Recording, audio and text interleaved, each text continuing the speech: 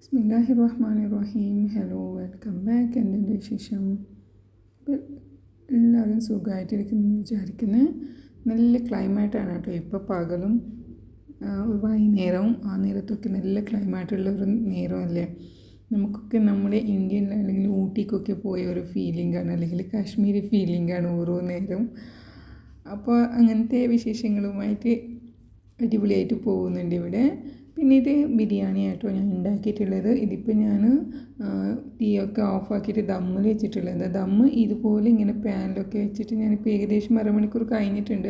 പിന്നെ ഇന്നൊരു സൺഡേ ആയിരുന്നു കേട്ടോ. അപ്പോൾ ഈ സൺഡേ കുട്ടികളുടെ ഒരുപാട് പരിപാടികളുണ്ടാകും. അപ്പോൾ ഇത് ബുക്കിൻ്റെ ആ റെട്ട് ഭാഗമില്ലേ, അതൊക്കെ ഇങ്ങനെ കട്ടാക്കിയിട്ട് ഗ്ലാസ്സിൽ ഇങ്ങനെ വെള്ളം നിറച്ചിട്ട് അതിങ്ങനെ കമഴ്ത്തിയിട്ട് കളിക്കുന്ന ആ ഒരു സീനില്ലേ, അതായിരുന്നു കേട്ടോ.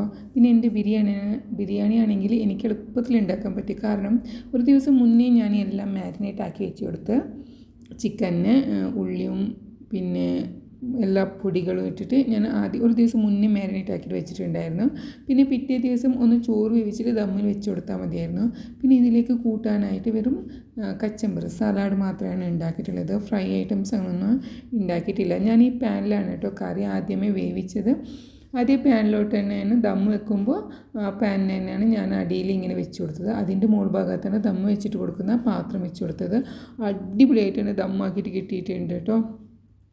അപ്പോൾ ഇത് ഞാൻ ഇതിലേക്ക് നെയ്യ് ഒഴിച്ചിട്ടില്ല. ഈ ചോറൊക്കെ കാണുന്നുണ്ട്, നല്ലൊരു മല്ലിക, നല്ലൊരു എന്താ പറയുക, ജാസ്മിൻ പൂ പോലെ ഇങ്ങനെ നിന്നിട്ടുണ്ട് കേട്ടോ. ഫസ്റ്റ് ക്ലാസ്സായിട്ട് ദമ്മായിട്ട് കിട്ടിയിട്ടുണ്ട്. ഞാനെപ്പോഴും പാനാണ് വെച്ച് കൊടുത്തുകൊണ്ടിരുന്നത്, തവയാണ് വെച്ച് കൊടുത്തിരുന്നത്.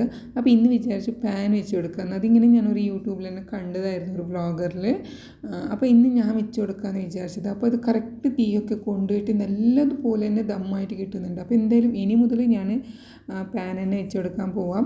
അങ്ങനെ ഇതിൽ മസാലകൾ കുറച്ചാണ് ഇരുന്നു കേട്ടോ. എൻ്റെ കുട്ടികൾക്ക് മസാല ഒരുപാടായ, കറി ഒരുപാടായ അവർക്ക് കഴിക്കാൻ പറ്റില്ല ഈ ബിരിയാണി. അപ്പോൾ അവരും കൂടി കഴിക്കട്ടെ എന്ന് വിചാരിച്ചിട്ട് ഞാൻ മസാല നല്ലോണം കുറച്ചിട്ടാണ് ഉണ്ടാക്കിയിട്ടുള്ളത്. പിന്നെ ഇതിലേക്ക് എന്തെങ്കിലും വേറെ എന്തെങ്കിലും സൈഡ് ഡിഷൊക്കെ വേണം. കാരണം മസാല കുറവായതുകൊണ്ട് തന്നെ നമുക്ക് ചോറ് കഴിക്കാൻ അത്ര ഇഷ്ടപ്പെടില്ല. പക്ഷേ കുട്ടികൾക്ക് ഭയങ്കര ഇഷ്ടമായിരുന്നു.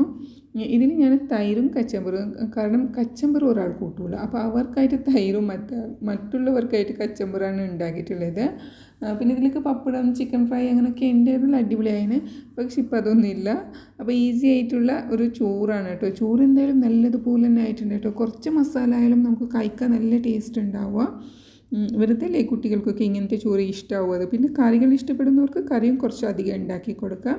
അങ്ങനെ ചോറൊക്കെ ഞാൻ വിളമ്പി എടുത്തിട്ടുണ്ട്. പിന്നെ ബിരിയാണി ആകുമ്പോഴത്തേക്ക് ഇവർക്ക് ഒരു ടേബിളിൻ്റെ മുകളിൽ ഇരുന്നിട്ട് അങ്ങനെയൊന്നും കഴിക്കണമെന്നില്ല. സൺഡേ എങ്ങനെയൊക്കെയോ ഇരുന്ന് കഴിക്കാറാണ് പതിവ്.